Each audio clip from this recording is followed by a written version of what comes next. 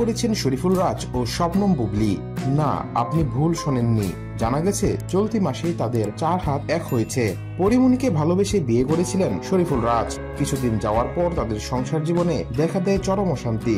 এর মাঝে তাদের কোলজুড়ে পুত্র সন্তানের আগমন ঘটলেও পরিস্থিতি স্বাভাবিক হয়নি। ফলে 1 বছর যেতে না যেতেই গত বছর সেপ্টেম্বরে কাগজে কলমে আলাদা হয়ে যান তারা। অন্যদিকে 2018 সালের 20 জুলাই শাকিব খানকে গোপনে বিয়ে করেন বুবলী। 2020 সালের 21 মার্চ তার পুত্র সন্তানের জন্ম হয়। বর্তমানে তাদের সম্পর্কেও ভাটা পড়েছে। আনুষ্ঠানিক বিচ্ছেদের খবর প্রকাশ্যে আসেনি, তবে আলাদা থাকছেন তারা।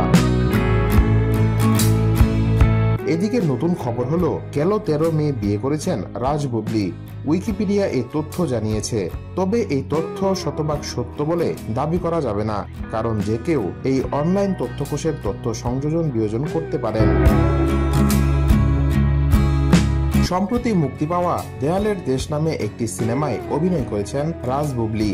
তাদের অভিনয় প্রশংসিত হয়েছে। বাতাসে গুঞ্জন, এই ছবিতে অভিনয় সূত্র ধরেই অনেকটা কাছাকাছি আসেন তারা। এখন যদি তারা গোপনে বিয়েও করে থাকেন, তাহলে সেটা মোটেও অবাক করা বিষয় হবে না, কারণ এই দুজনের জীবনে এমন ঘটনার নজির আছে।